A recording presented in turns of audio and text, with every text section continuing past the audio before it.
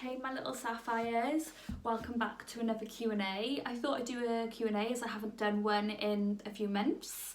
I've mainly been doing like wrestling style videos, so I thought it'd be good to do one just so like any new followers and people could ask me any questions they liked, and just to follow up and let you guys know what's going on in my life and how I am at the moment. Thank you all for sending in your questions really quick. I think I put the post up about an hour or two ago on Twitter asking you all for your questions, and you guys sent them in really quick, so I really appreciate it. I've had like that type of day today where I'm just feeling like sick and anxious, so I thought, you know what, just do a Q&A, take your mind off it, do something, as when I have these days I just like to stay indoors. I don't really like to go out and do much. I've got wrestling training later on tonight. I'm gonna really try and make myself go to that. Sometimes when my anxiety is really bad, it is hard to make myself go to wrestling training because it gives me like headaches and like feeling like nausea, and then like also like my tummy, like I get like, I know it sounds minging, but like I get the runs and everything, and it's just horrific and yeah, not great. So like where it makes me physically ill sometimes it is hard, but I'm gonna beat it today. I'm gonna keep occupied. Q&A, like doing this Q&A and editing it will keep me occupied now for the next 3 hours leading up to wrestling training. So anyway, I'm just going to get straight into it, otherwise this is going to be depressing. So Mark Christopher said, what's your favourite thing to do when you're not wrestling? Okay, so I love eating, I love food, I love going out for food, I love going for walks, I love spa days. What else do I like doing? I just like socialising with my friends and family, like anything to do with friends and family, and I love staying in and watching Netflix, catching up on the soaps, catching up on Raw and SmackDown as well. So I guess it sounds quite boring, doesn't it? C. Maxwell said, what's the best thing about wrestling? What's the worst injury that's happened to you in wrestling? And where's your dream destination? Right, so the best thing that's happened to me in wrestling is just being able to do shows and performing in front of fans, and then after they come up to you, and whether you're a heel or face, they're like, you know, I enjoyed the performance, and they're just so friendly and so nice, and just like, you know, meeting great people. Like, I know that might sound like a cliche, but nothing like massive has happened to me in wrestling. Like, you know, it's not like I've been signed by any big promotions or anything, so I guess for me that's like one of the nicest things in wrestling. The worst injury that's ever happened to me in wrestling was touring my medial meniscus, lateral menisci and ACL. I tore my medial meniscus, which is like the inside of like your knee, on a show. I was 18 years old and it was horrible. I came off like the middle rope, like by the turnbuckle, I jumped off and something just happened, like it was like a freak accident, and I was like, oh my god, my knee's gone. Yeah, and I was just hobbling around, and I just really wanted to complete the match. I was just so new, so green, and I was so hungry for wrestling. And as we were like, you know, locking up doing tech, my knee just went completely and I collapsed to the floor. The girl just put me in like a knee lock thing, or a maybe an ankle lock or something, and I just had to tap out, unfortunately. So that was a real shame. And then I was off wrestling for like a month or two, and I got cleared to go back by the physiotherapist, and the first session I went back, I went to do a deep arm drag, and the motion was sort of like, when I do a deep arm drag, my body's facing that person, so I go to scoop up their arm, and I don't know if you can see, like your leg goes like that, if that makes sense, and I just felt a snap. It was absolutely horrific. I was screaming in pain. It was like the worst pain of my life. It was horrible, like so horrible. Yeah, literally I had like they put like a splint on my knee, I had gas in it, and then after that, after having like MRIs and after the results came back, it turned out I also tore my ACL and my lateral menisci, which is the outside of your knee.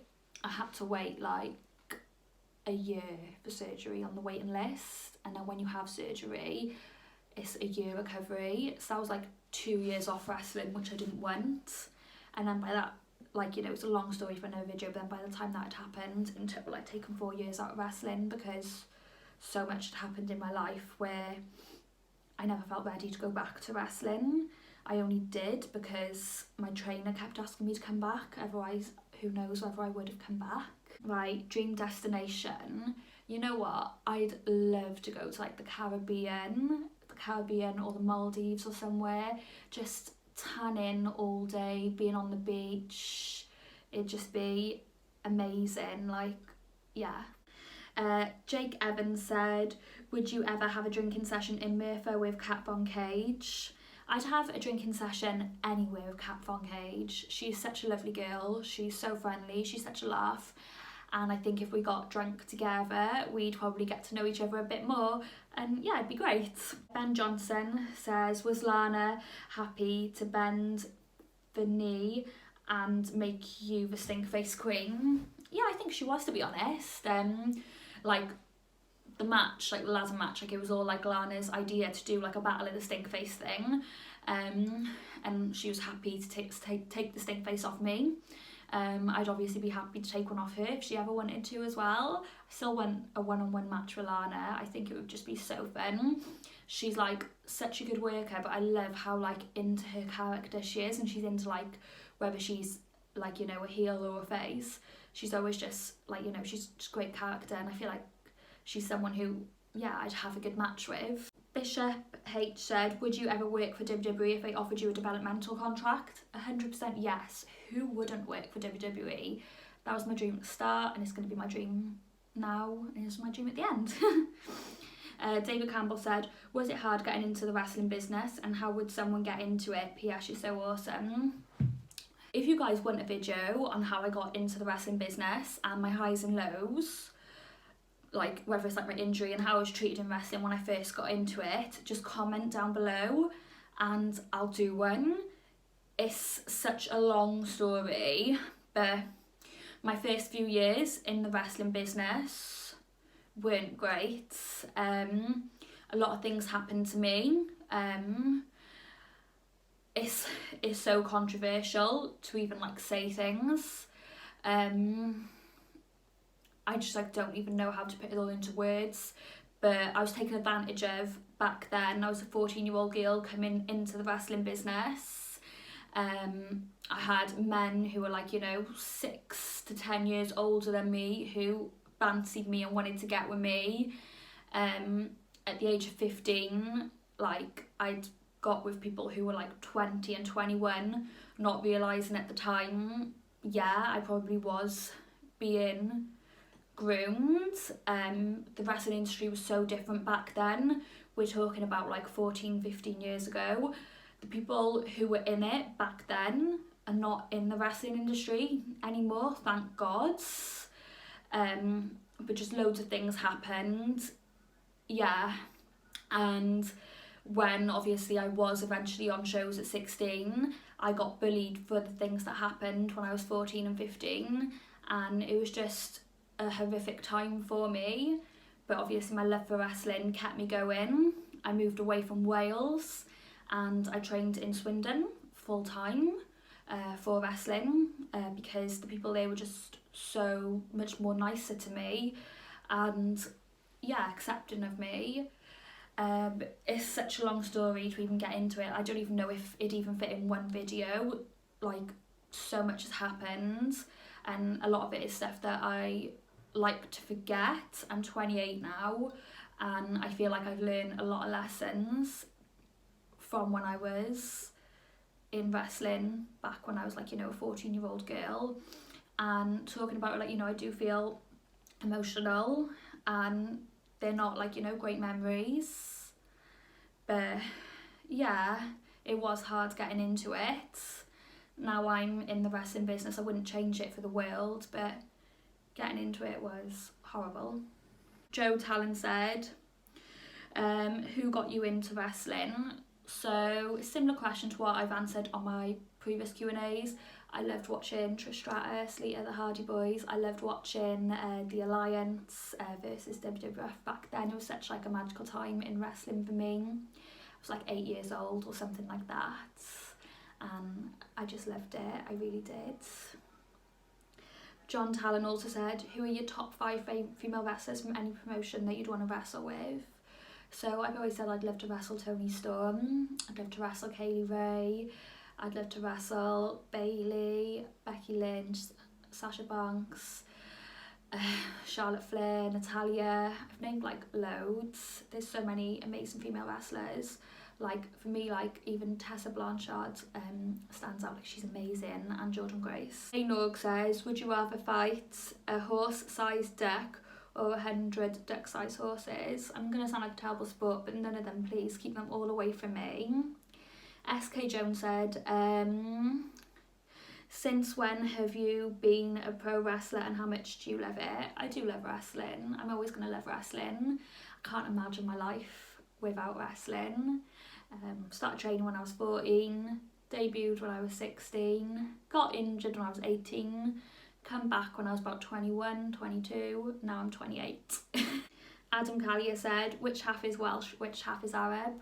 I don't know. All I know is I'm half Welsh, because my mum's full Welsh, and half Arab because my dad's full Arab. Simon Cooksey said, with all the current big time promotions on the rise, out of these four, which would you join the most? WWE, AEW, New Japan Pro Wrestling, or Impact?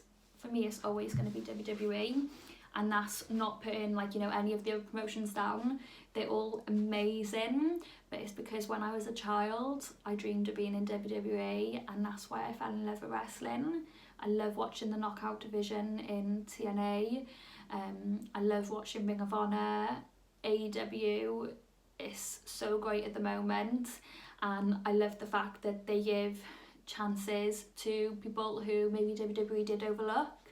And I love the fact that in AEW everyone's a bit different. You've got girls with all different shapes and sizes, men all different shapes, sizes, heights. So I like that, and that's what I really like about it, and it's what stands out for me. So recently I've made an OnlyFans page. The reason why I've made that is because recently, over the last few weeks, my mental health hasn't been great, and I found myself off work a lot and staying at home, and I thought the one thing I enjoy doing is producing content. So the type of content I like producing is YouTube videos, pictures, like, you know, just like wrestling videos, stuff like that. A lot of people think that OnlyFans is for porn stars, but it's not. There's a lot of singers on OnlyFans where you can, like, you know, subscribe to them and just listen to their music. There's, like, you know, fitness gurus on OnlyFans where you can subscribe to them and get their diet plans and stuff like that. So my OnlyFans subscription will be for more Nadia Sapphire content. So think of like the WWE network, but on like a tiny scale. So more like the Nadia Sapphire network. And the $15 then obviously goes towards me paying my bills whilst I'm off work. And it means that obviously I can produce content and still earn money. So that's why I've made my OnlyFans. Like I said, it's not a porn site. It's not going to be explicit. The most raunchy it would get would be a bikini photo or a stink face video, but I don't find that raunchy because I'm all for women empowerment and I'm all for flaunting your body. And like when I say flaunting your body, like flaunting what you got, it's like your curves, or whether you're tall and skinny, or whether like you're really big, just like, you know, embracing it. So I don't think that is anything as bad. So if you'd like to subscribe to my OnlyFans, the link is down below in this video. I'll also be releasing some future YouTube videos 2 weeks before to the people who are subscribed to my OnlyFans, just as a thank you for subscribing. So if you are one of them people, you will get the link 2 weeks early on OnlyFans for my YouTube videos. Not all of them, just some of them. Anyway, I'm going over time now, so I'm just gonna go. This feels like it's been therapy for me today. I know it sounds awful, but it feels like therapy just talking. Anyway, thank you all for tuning in. Sorry if this was a long Q&A. Take care of yourselves, and I'll see you all soon.